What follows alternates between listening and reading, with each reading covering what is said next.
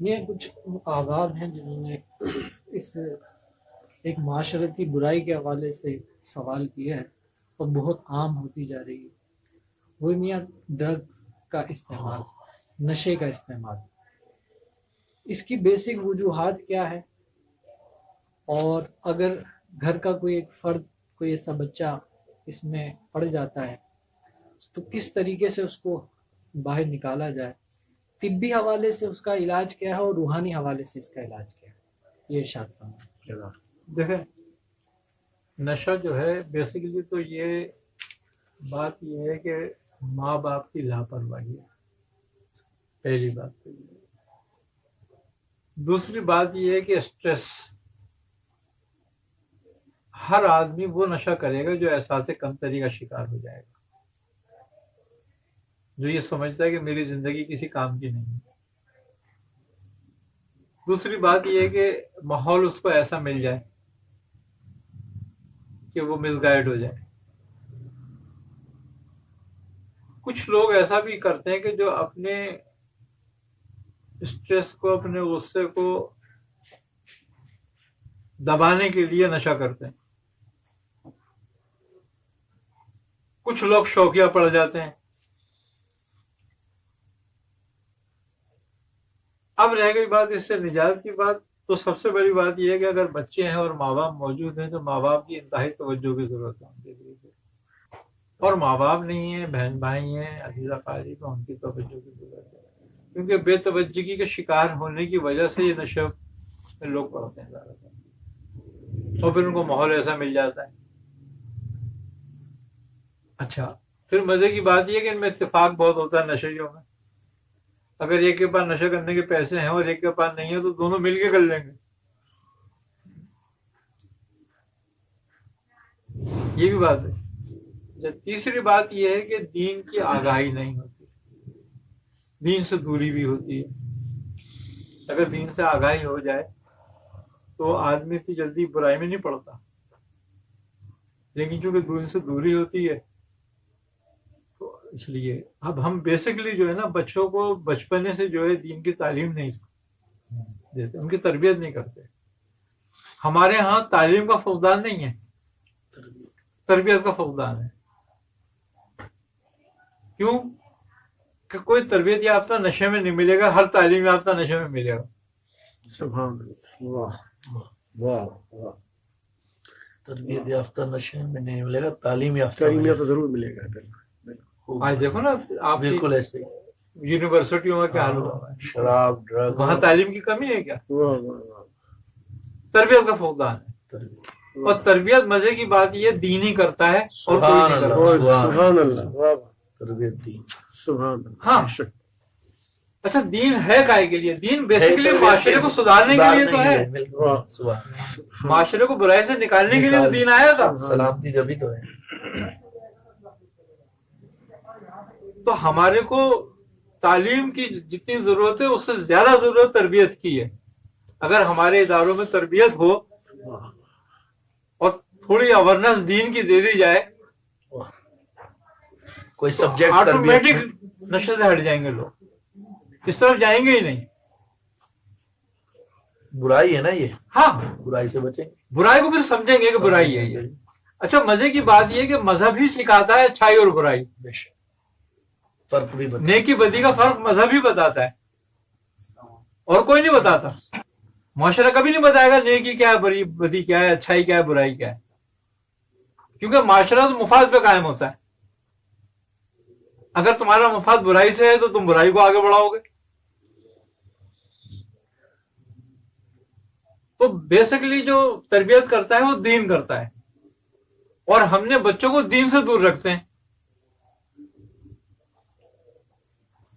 مزے کی بات یہ ہے کہ بچہ 3 سال سے لے کے اور 7-8 سال کی عمر تک 80% سیکھتا ہے، اور باقی ساری عمر میں 20% سیکھتا ہے۔ اسی لیے کہا گیا ہے کہ ماں جو ہے پہلی یونیورسٹی ہے بچے کی، اور ماں اگر دیندار ہے تو بچہ کبھی بھی نہیں بگڑ سکے گا۔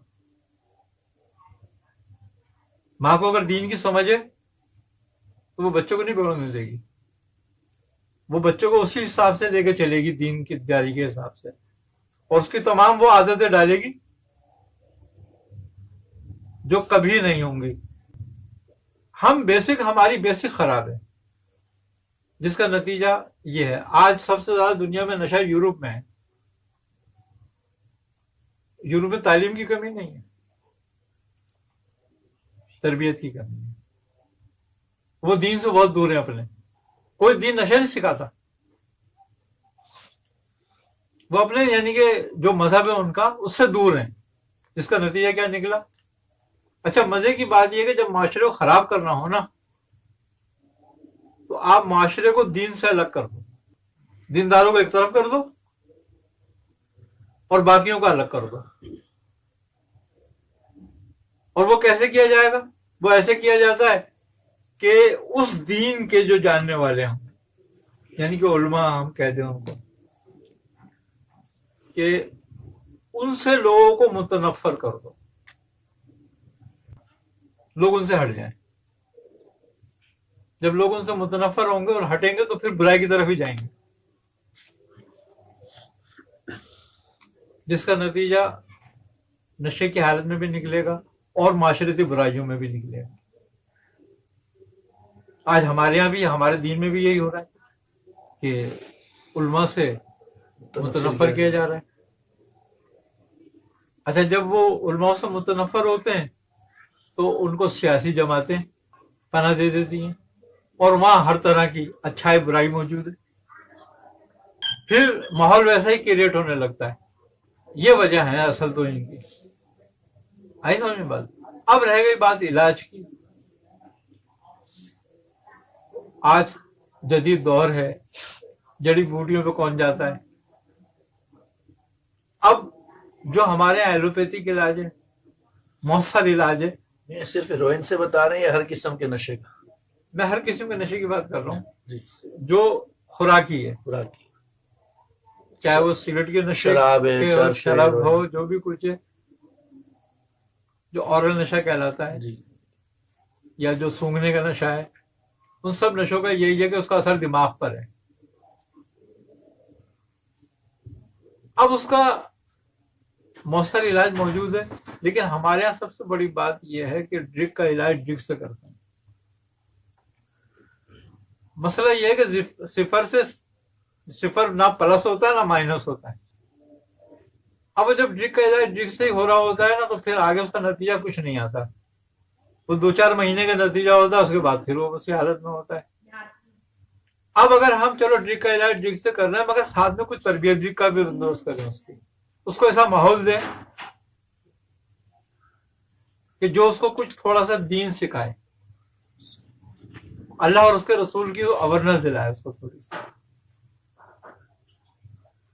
تو آدمی پھر بچتا ہے۔ دیکھو نماز کے بارے میں بار بار اللہ تعالیٰ نے کیوں کہا کہ اس کو قائم کرو، نماز قائم کرو، نماز قائم کرو، اور کتنی سختی آئی ہے نماز کے بارے میں۔ علماء نے بڑی سختی فتاوے دی ہیں، چاروں ائمہ کے اپنے اپنے قول ہیں، یہاں تک کہ بے نمازی کو جیل میں ڈال دو، بے نمازی کو کوڑے لگاؤ، اس کو یہ احساس دلاؤ کہ اس کے برتن میں نہ کھایا جائے، اس کے ساتھ کھانا نہ کھایا جائے، ہے نا؟ یہ سختیاں یہ اس لیے نہیں ہے کہ انسان کی انسان سے نفرت ہے، بلکہ یہ صرف اس کو احساس دلانا ہے۔ سختی دین کی جو ہیں وہ کسی کو احساس دلانے کے لیے ہیں، تاکہ اس کو احساس پیدا ہو، ورنہ حیوان میں انسان میں کوئی فرق نہیں رہ جاتا، بس فرق اتنا ہے کہ وہ صامت حیوان ہے، یہ ناطق حیوان ہے، باقی سب کام ایک جیسے ہیں سب۔ صرف دین بتاتا ہے کہ انسان کیسے ہوتا ہے، یہ ناطق حیوان جو ہے انسان کیسے بنتا ہے یہ دین بتاتا ہے بس خالی، اور انسان جب ہی ہوتا ہے جب خصائل رذیلہ نکل جاتی ہیں اس میں سے، تو اس کے علاج کے ساتھ ساتھ اس کی تربیت کی بھی تھوڑی سی ضرورت ہوتی ہے۔ اب رہ گیا روحانی علاج۔ روحانی علاج میں بہت سارے اسما ہیں، بہت سارے آیات ہیں، جیسے کہ اسم یا قدوس ہے، اس کے معنی بنتے ہیں پاک، ہر عیب سے پاک ہونا. اگر اس کا دم کر کے پانی پہ دم کر کے پلایا جائے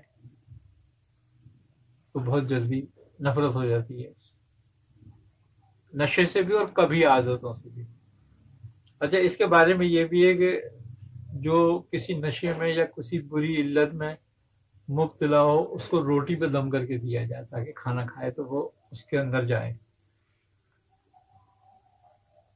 ہم جو روٹی کھاتے ہیں غذا کھاتے ہیں اس کا بھی ایک بڑا عمل اثر ہے. اسلام نے کھانے کے لیے سب سے پہلے کہا کہ بھئی بسم اللہ الرحمن الرحیم پڑھ کے شروع کرو اس کو تاکہ اس میں برکت آ جائے. دوسری بات یہ کہ جب اس پہ کلام الہی پڑھا جاتا ہے اور یہ آیت پڑھی جاتی ہے تو شیطان کی خوراک نہیں بنتی وہ، جس کا نتیجہ یہ ہوتا ہے کہ شیطان کمزور پڑ جاتا ہے. تو جب وہ کمزور پڑتا جاتا ہے تو وہ تمہیں گناہوں پہ بھی اسکا نہیں سکتا، اس کی اپنی جان کے لالے پڑے ہوئے ہوتے ہیں. اور جب ہم یہ کلام نہیں پڑھتے ہیں اور ہم غذا کھاتے ہیں تو وہ ہمارے ساتھ ساتھ اس کو بھی فائدہ کرتی ہے اور وہ طاقتور ہو جاتا ہے، جس کا نتیجہ ہوتا ہے کہ وہ وسوسے ڈالتا ہے اور تمہیں برائی کی طرف راغب کرتا ہے. اب ایک لقمہ جو روٹی کا کھاتے ہو تم، اس کا اثر 40 روز تک تمہارے خون میں رہتا ہے.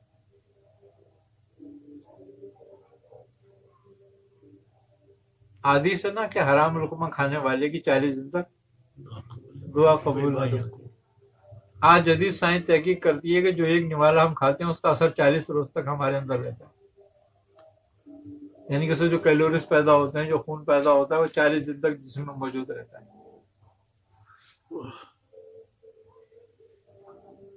تو اگر یا قدوسوں پڑھ کے روٹی پہ دم کر دیا 170 مرتبہ اس کی روٹی پہ کھانے پہ دم کر کے دیا جائے تو جتنی بار کھانا کھائے اتنی بار دیا جائے تو اس کو آٹومیٹک وہ روٹی جو ہوتی ہے اس کے اندر نور پیدا کرتی ہے، اس کے قلب کو وسوسوں سے دور کرتی ہے اور اس کو برائی سے نفرت پیدا ہوتی ہے.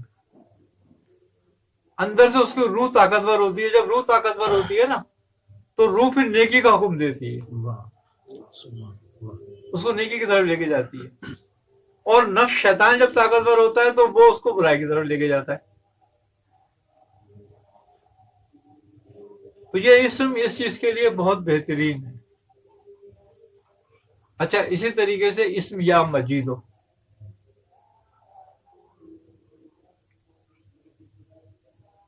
بہت مؤثر ہے.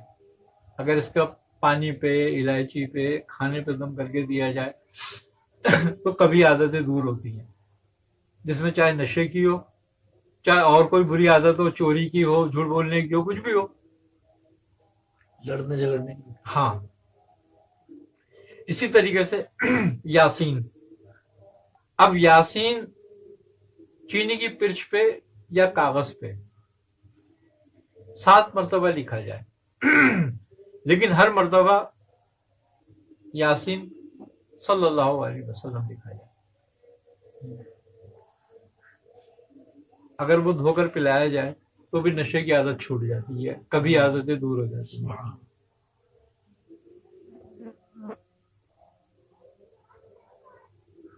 اسی طرح سورہ ناس ہے. سورہ ناس اگر اسی نیت سے مقصد سے نیت کر کے پلائی جائے کہ کسی کی نشہ چھوڑ جائے یا کسی کی بری عادت چھوڑ جائے، اس کا دل وسوسوں سے پاک ہو جائے، تو بھی بہت بہترین صورت ہے اس چیز کے لیے. اور خاص طور پہ نافرمان بچے یا بری عادتوں میں مبتلا بچوں کو یا قدوس یا مجید اگر ملا کے پڑھا جائے اور کھانے پہ، دودھ پہ، چینی پہ، پانی پہ دم کر کے ان کو دیا جائے جو وہ شوق سے استعمال کرتے ہیں ان پہ، تو بہت اچھا ہے. 1 تسبیح سے لے کے 3 تسبیح تک پڑھ کے دم کر سکتے ہیں. یہ ایک مسلسل عمل ہے، اگر کرا جائے تو بڑی بری عادتیں چھوٹ جاتی ہیں اس سے.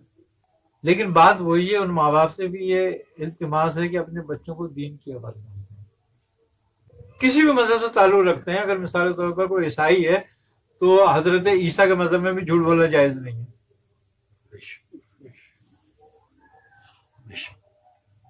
وہ بھی شراب کی اجازت نہیں دیتے کسی کو پینے کی, وہ بھی کسی نشہ کرنے کی اجازت نہیں دیتے, لڑنے جھگڑنے کی, نفرت, کسی برائی کی اجازت نہیں دیتے, کسی کی توہین کرنے کی اجازت نہیں دیتے. انہوں کا تو زندگی کا مقصد ہی لوگوں کی بھلائی تھا اور معاشرے کی اصلاح تھا. آپ فرماتے ہیں کہ بنی اسرائیل کی بھٹکی ہوئی بھیڑوں کو اکٹھا کرنے آیا ہوں. تو بھٹکے ہوئے کون لوگ ہیں؟ یہی معاشرے کے لوگ ہیں نا. تو آپ کی بھی تعلیم یہی ہے. اگر کوئی ہندو ہے, ان کے بچے ہیں اس میں مبتلا, تو یہ ان کی بھی تعلیم نہیں ہے کرشنا کی, رام کی یا شیو کی, جن کو وہ مانتے ہیں کہ بھئی کوئی جھوٹ بولے یا کوئی کسی کو تکلیف پہنچائے یا کوئی نشہ کرے, ان کی بھی تعلیم یہ نہیں ہے. اور اسلام تو سب سے اعلیٰ درجے کی بات ہے کہ اس میں تو سوال ہی نہیں پیدا ہوتا. وہ تو عمل کرنے سے دور کی بات ہے, وہ خیال کو بھی برا سمجھتے ہیں. اسلام تو وہ مذہب ہے کہ جو خیال کو بھی پاک کرنا چاہتا ہے, کہتا ہے اپنا خیال بھی پاک کر لو. مذاہب جتنے بھی آئے سلامتی کے لیے آئے لوگوں کی, کسی کو تکلیف دینے کے لیے نہیں آئے, کسی کی توہین کے لیے, کسی کی برتری کے لیے, کسی کی کمتری کے لیے نہیں آئے. ہر مذہب نے گروہ کو اٹھایا ہے اور سب سے اعلیٰ درجے میں اسلام نے اٹھایا. تو یہ تو تمام مذاہب کے لیے پیغام ہے, تمام مذاہب کے ماننے والوں کے لیے پیغام ہے کہ اپنے بچوں پہ توجہ کرو. معاشرہ افراد سے بنتا ہے نا. اگر ایک بدبودار مچھلی اچھے تالاب میں پھینک دو تو پورے تالاب سے بدبو آنے لگتی ہے. تو اسی طریقے سے ایک شخص کی برائی معاشرے پر اثر انداز ہوتی ہے. ایک بے وضو یا ناقص وضو کا مقتدی اگر جماعت میں داخل ہو جائے تو امام کی نیت میں فرق پڑ جاتا ہے. تو ہم یہ نہ دیکھیں کہ کتنے نشہ کر, ایک ایک کو دیکھیں, اور ہر اس کی جس کا بچہ بھائی نشہ کرتا ہے ان کو ضرورت ہے اس بات کی کہ توجہ کریں, کیونکہ پورا گھر اس سے متاثر ہوتا ہے. سب سے بڑی بات یہ, نشہ کرنے والا جھوٹ بولنے لگتا ہے,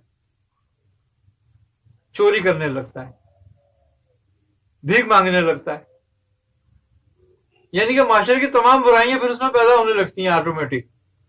تو ہم اس پہ ہمیں توجہ دینے کی بہت اشد ضرورت ہے.